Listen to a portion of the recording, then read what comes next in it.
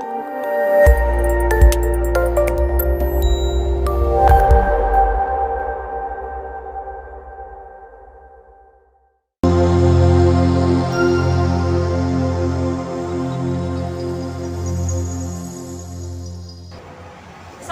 warahmatullahi wabarakatuh. Selamat pagi dan semangat pagi. Dalam kali ini saya akan menjelaskan salah satu materi kelas 10 yang berjudul tentang virus. Pernahkah kalian mendengar apa sih itu virus? Bagaimana sih struktur virus dan bagaimana sejarah tentang virus? Nah, di sini saya akan menjelaskan dari sejarah virus sampai ke bentuk-bentuk virus. Yang pertama, sejarah virus.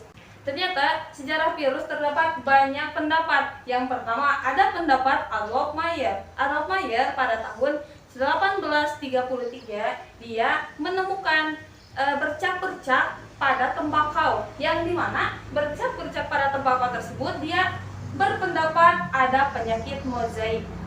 Nah, untuk penemuan kedua yaitu Dmitri Inopaskay. Dmitri Inopaskay berpendapat bahwasanya bercak-bercak tersebut disaring oleh saringan khusus yang hasilnya dia menyebutkan bahwa yang tersaring atau yang lolos dalam saringan tersebut disebut dengan bakteri. Dan untuk yang ketiga, pendapat dari Martinus Beijering, dia berpendapat bahwasanya bakteri atau patogen dalam bercak-bercak tersebut dapat berproduksi sehingga semakin banyak dan semakin banyak.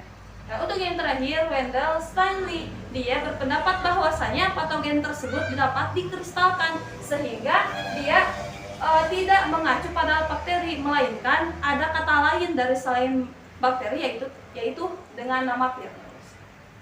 Ada 4 pendapat. Yang pertama Adolf Meyer sebagai menemukan penyakit mozaik. Ada Dmitri Inopaskay, dia berpendapat bahwasanya bercak tersebut terdapat bakteri, dan ada Martinus Beijering yang patogen tersebut dapat bereproduksi sehingga dari daun ke daun itu semakin banyak.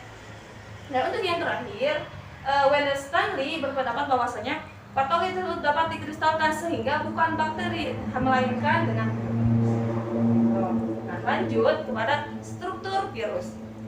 Bukan termasuk ke sel sehingga disebut aseluler.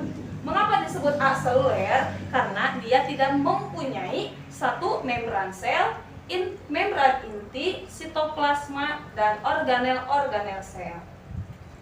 Dalam struktur virus terdapat juga asam nukleat. Asam nukleat mempunyai hanya satu DNA atau RNA saja. Jadi ketika DNA berarti RNA tidak, dan ketika RNA ada berarti DNA tidak ada.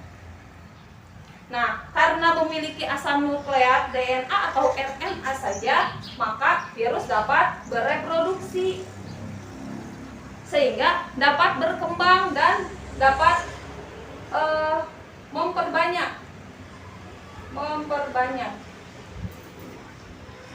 Hanya saja dia memperbanyak dengan cara parasit. Maksudnya, mengapa disebut dengan berproduksi parasit? Karena dia bisa hidup hanya ketika menempel pada inangnya. Jadi ketika dia tidak menempel pada inangnya, maka dia akan mati. Maka disebut dengan parasit obligat yang hanya bisa hidup pada inangnya atau menempel pada makhluk lain. Nah, ada juga ternyata banyak sekali bentuk-bentuk dalam virus. Salah satunya atau sebagiannya yaitu ada berbentuk tabung, ada berbentuk bulat, ada berbentuk filamen atau berbentuk benang, dan ada juga yang menyerupai huruf T. Nah, salah satu contoh dari penyerupaan huruf T yaitu bakteriofag. Nah, ini saya gambarkan contoh dari bentuk bakteriofag, yang dimana dalam bakteriofag terdapat 3 bagian. Ada bagian kepala, ada bagian leher, dan ada bagian ekor. Nah, dalam struktur bagian kepala terdapat kapsid yang mana berfungsi sebagai penentu bentuk-bentuk daripada itu virus itu sendiri. Jadi ketika berbentuk tabung, oh ini nih penyebab dari suatu bentuk virus yang satu dengan yang lain, yaitu adanya kapsid. Nah, di dalam bakteriofag tersebut terdapat DNA saja.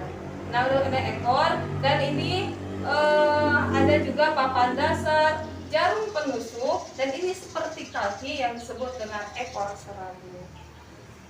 Nah, saya simpulkan, jadi dari struktur virus yang tadi, struktur virus terdapat aseluler, asam nukleat, berproduksi, namun berproduksi secara parasit. Nah, untuk bentuk-bentuk virus ada tabung, bulat, filamen, huruf T, contoh seperti bakteriofag yang terdapat 3 bagian, yaitu ada kepala, leher, dan juga ekor.